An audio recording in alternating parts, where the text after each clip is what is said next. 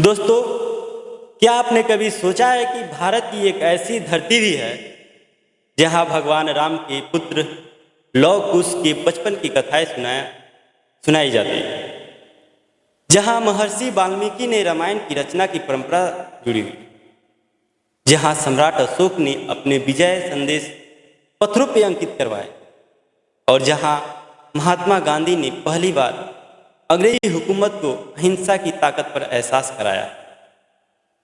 जी हाँ, वो धरती कोई और नहीं है। उस धरती के बारे में तो आप जानते ही हैं। नमस्कार दोस्तों, मैं हूं आपका अपना होस्ट आदित्य और आप सुन रहे हैं बिहार न्यूज 16। आइए उस धरती से रूबरू हो लेते हैं। वो धरती कोई और नहीं, अपना प्यारा चंपारण है। आज हम आपको ले चलेंगे पश्चिम चंपारण की उस ऐतिहासिक यात्रा पर जहाँ हर जंगल, हर नदी और हर पुरातात्विक अवशेषों अपने भीतर सदियों की कहानी छुपाए हुए हैं। तो अपनी आंखें बंद कीजिए और कल्पना कीजिए कि आप समय की सुरंग से हजारों साल पीछे जा रहे हैं। कहा जाता है कि इस क्षेत्र में कभी चंपा के घने वृक्ष हुआ करते।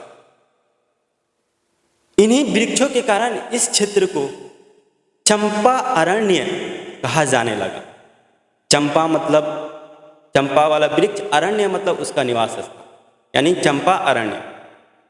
समय के साथ यही नहीं बल्कि धीरे धीरे समय बीतता गया, लगातार दिन पर दिन होता गया, समय बीतता गया, पीढ़ियां बीतती गई। चंपारण्य की जगह चंपारण, ये धरती चंपारण बन गया। हिमालय की तराई में बसा यह इलाका सदियों से सभ्यताओं, संस्कृतियों और व्यापारिक मार्गों का महत्वपूर्ण केंद्र बना रहा। पश्चिम चंपारण का नाम आते ही सबसे पहले हमारे दिमाग में यह स्मरण होता है कि अरे ये तो वाल्मीकि जी की नगरी है। लोक परंपराओं के अनुसार वनवास के अंतिम चरण माता सीता ने इसी क्षेत्र में वाल्मीकि जी के आश्रम में बिताई। यहीं लव और कुश का पालन पोषण की कथा जुड़ी मानी जाती है। इसी कारण इस क्षेत्र की आस्था और संस्कृति का प्रमुख केंद्र है।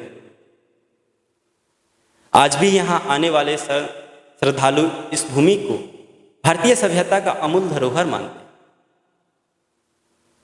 अब समय की पहिया बढ़ती गई, दिन पर दिन समय बढ़ता गया, ऐतिहासिक कुछ बातें और प्रकट होने लगी। जब सम्राट अशोक ने बौद्ध धर्म अपनाया था, तब उन्होंने अपने साम्राज्य में अनेक स्तंभ स्थापित किए। पश्चिम चंपारण के रामपुरवा और लौरिया में स्थित अशोक स्तंभ आज भी उस युग का साक्षी है। इन स्तंभों पे अंकित संदेश बताते हैं कि एक विजेता राजा किस प्रकार की शांति और करुणा का संदेशवाहक हुआ करता। कल्पना कीजिए, एकदम कल्पना कीजिएगा और महसूस कीजिएगा इस विशाल मिट्टी का टीला, सदियों पुरानी ईंटें, और इतिहासकार आज भी खोज रहे हैं कि आखिर इसके भीतर की रहस्य क्या है। जो टीला है, इसके अंदर आखिर ये छुपा क्या है, कौन सी धन संपत्ति है जिसे इतिहासकार ने अभी तक इसको खोज नहीं कर पाए, न ही इसके बारे में चर्चा कर पाए। लौरिया नंदनगढ़ के बारे में तो आपने जानते ही होंगे, ये भी यहीं चंपारण की धरती पर ही है। और ये लौरिया नंदनगढ़ भारत के महत्वपूर्ण पुरातात्विक स्थलों में से गिना जाता है।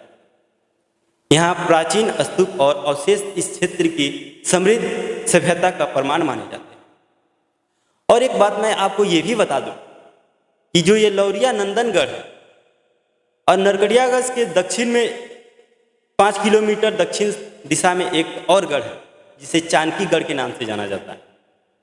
तो उस समय के कथा अनुसार मतलब कहा जाता है कि जब वहाँ पे नंदनगढ़ पे दीप जलाते थे लोग, तब लौरिया के नंदनगढ़ और चाणक्य के जो गढ़ था, दोनों के दीप आमने सामने प्रज्वलित होती थी, दोनों एक दूसरे को देखता था।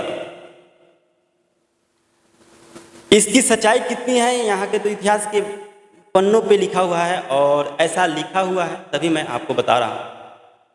चलिए आगे और बढ़ते हैं यहाँ के इतिहास के बारे में। पश्चिम चंपारण केवल ऐतिहासिक स्मारकों का क्षेत्र नहीं है। जी हाँ, आपने सही सुना। पश्चिम चंपारण सिर्फ ऐतिहासिक स्मारकों का क्षेत्र नहीं है, बल्कि यहाँ वाल्मीकि टाइगर रिजर्व भारत के प्रमुख संरक्षित वनों में से एक है।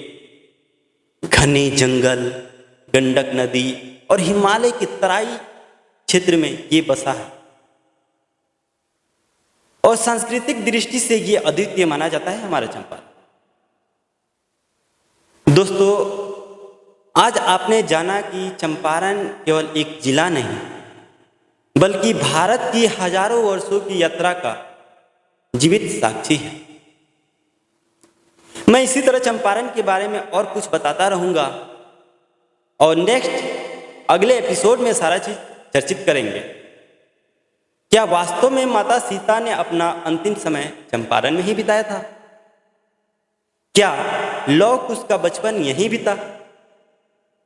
और वाल्मीकि आश्रम से जुड़े वो रहस्य जिन पर आज भी इतिहासकार और आस्था दोनों चर्चा करते हैं।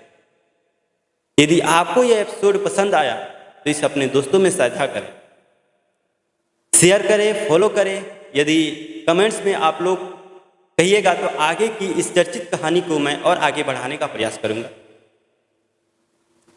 तब तक मैं आपसे यहीं लेता हूं विदा। मैं हूं आपका अपना आदित्य। फिर मिलेंगे इतिहास के एक और रोमांचक अध्याय के साथ। तब तक के लिए नमस्कार। जय हिंद दोस्तों।